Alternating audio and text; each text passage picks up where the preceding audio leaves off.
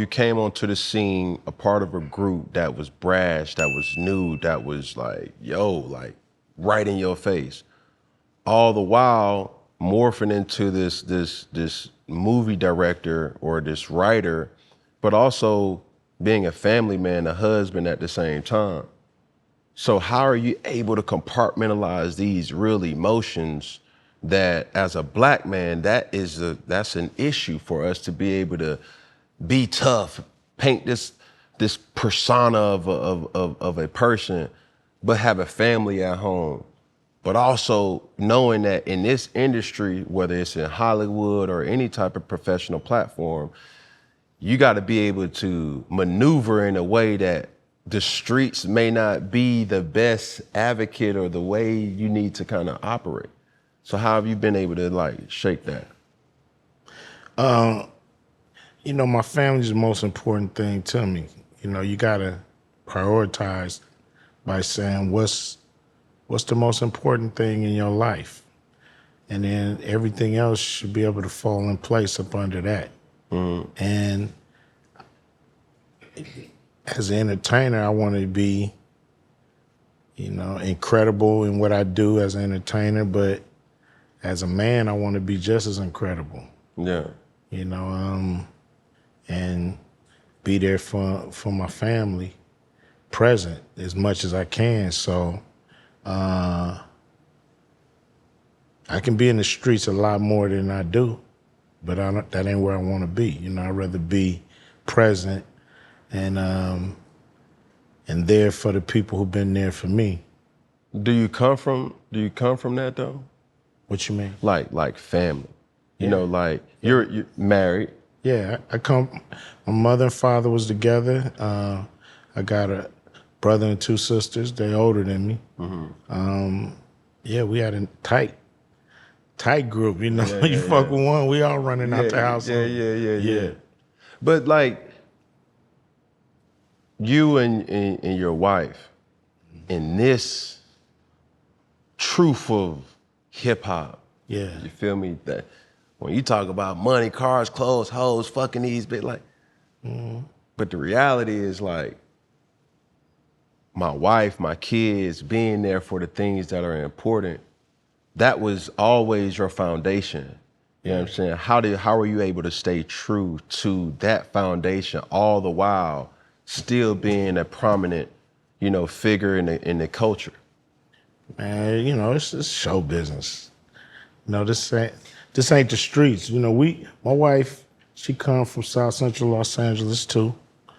We both grew up, you know, with gang banging and dope dealing all around, you know, all kind of shit we all grew through. And to be a part of entertainment is a blessing, and not have to be in that grind constantly. So we recognize that, and you know, this is fun. We shouldn't, you know, make this complicated. Or you know, you definitely shouldn't, you know, bring the street element into business, especially when it's not needed. Yeah. You know what I mean? So what's the relationship or the marital hack to stay? How long you been married? We've been married since '92. So what is that, 32 years? How? Like for the We masses? want to be. Yeah. You gotta want it.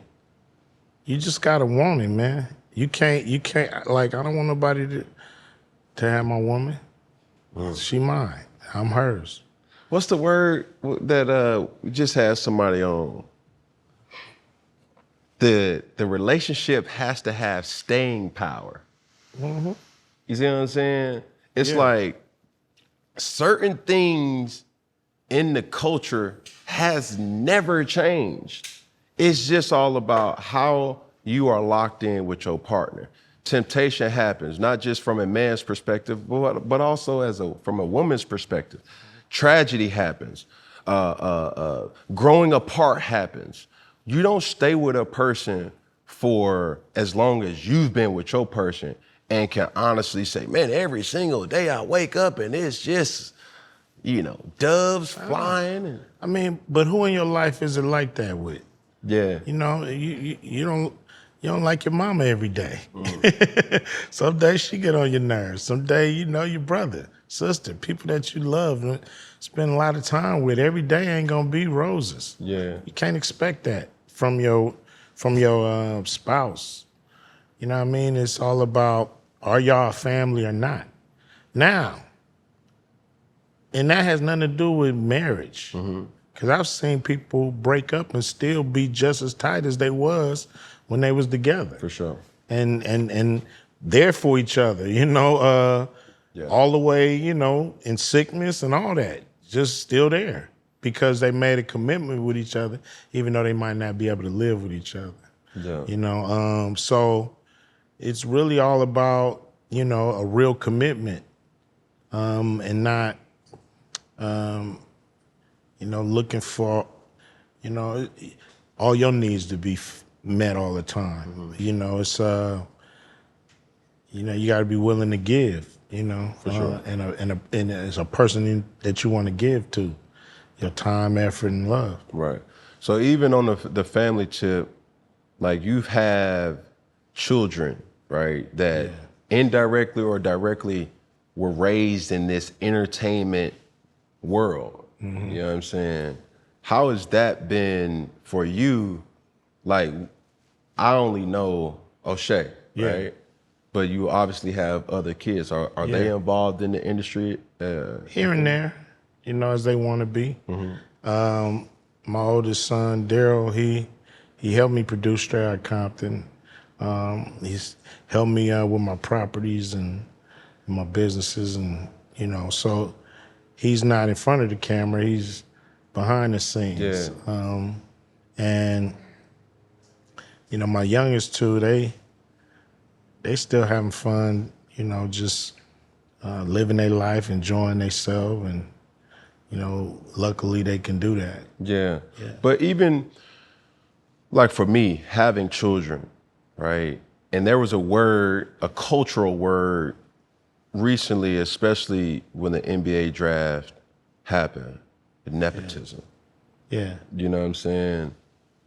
How do you? What's wrong with nepotism? I'm not saying there's anything wrong with it. I'm saying, like, nepotism is it's a beautiful thing. For sure. It happens in every culture. It happens in every business. It happens in every... As it should. Right.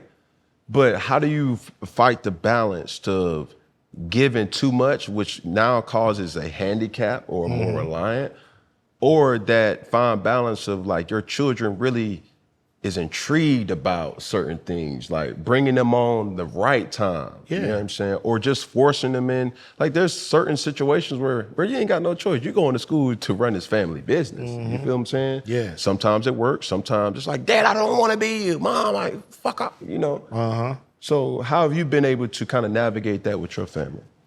Well, you gotta, for one, let them be themselves, and also try to figure out what turns them on. Let them know all the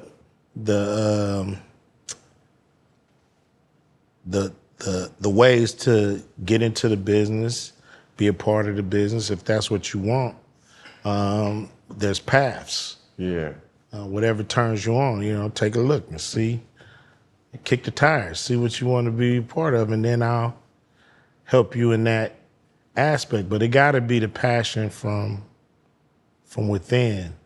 And some of my kids could care less about the business. They into their own thing, which I'll help them in that way, any way, shape, or form on that level too. I think it's important. I think it's the natural order of things to show your children how to do what you can do and then put them in a place where they can succeed. Yeah. Do you think nepotism has a long-term impact, or is it respected in our culture or in our race? Meaning, like, I don't know if it's respected, but I know everybody who on a job, I hear family members saying, "Can you get me on? Man, who you know up there? Can you get me hired? Just talk to somebody, man.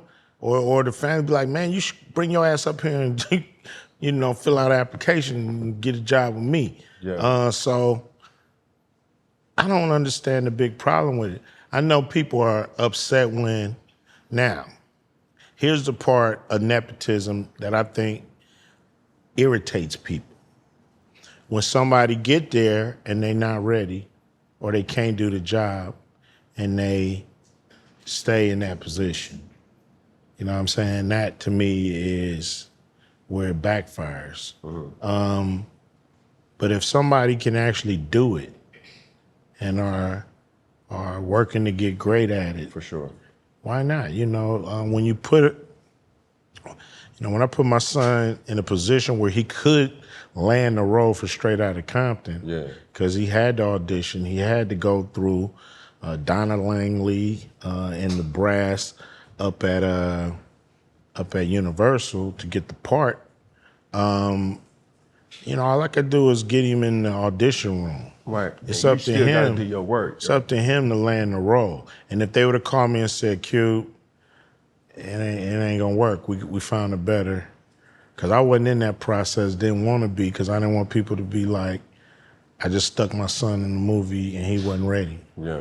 And so it worked out. But he did what he was supposed to do Yeah. at the time. At the time he was supposed to do it. I'm gonna give you these examples that just came to mind, like nepotism that we see on the forefront of entertainment, right? The obvious is LeBron James and Bronny. Also, another obvious is Deion Sanders and his family, Yeah. right? But is that the same when you look at a guy who created an empire in WWE with Vince McMahon? You see his daughter, his son. I mean, Rick Barry's sons, played in the league. Yeah. A few different coaches had their sons playing in the league. It happens if they're good enough. Everybody talking about LeBron's son, but he's still a pro. All rookies don't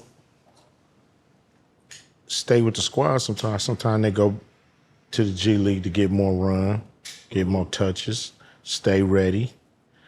And that happens to a lot of pros. So people, are saying that that's not working or that's nepotism going wrong. But I'm saying, nah, it's still working. He's still on the team. He still got a shot to step up. So, in regards to going back to your son, right? What was that process like when he was like, "Pop, I want to act"? No, I asked him. No way. He never asked me that he wanted to act. I knew we was gonna do the Straight Outta Compton movie, and I was like, see, I had taken him on tour with me and let him do a few songs with me and got his beak wet on, just doing that. So I knew he had the energy and I knew he could do it. And so, but would he take it serious? Would he become an actor? That's the part I didn't know. So, the coach's son got it the hardest. Yeah, for sure. Because it's damn, you just said something. It's because it's the pressures on both sides, the pressure to perform and the pressure to fight while you're not even performing. You know what I'm saying? And everybody don't see that. We all got our own struggles, but his performances has been approved. Yes. Not just approved like from the parents or the family, like, "Oh shit, son, you did good." It's like, no, nigga, this motherfucker really showed his ass. It was like, yo. I mean, he's a great actor. Would you give him the grace to saying he's a better actor than you? Yeah, I would. I would. You just saying that because that's your son. Nah, I done watched him get down. Yeah. Yeah, I done watched him get down. I think, I think he better. But it's do you, from him, and I know you can't speak for him, do you see it always being on screen? Has he ventured off into behind the scenes as well too? Yeah, he's a writer too. He went to USC, as a script writer. Yeah. So he's a writer too. And He just got bit by the acting bug, and Yeah. he's in demand. Yeah. You know, he doing a podcast now for wrestling, WWE. Rich Eisen, some kind of him and another guy. Get the guy name. Sorry, dude. Sorry, dude. Yeah, but they doing a podcast every Wednesday. You know, talking to the biggest wrestlers in the game. You know, kind of what you're doing, going behind the curtain. You know what I mean? Behind the glitz and glamour, getting to the real people.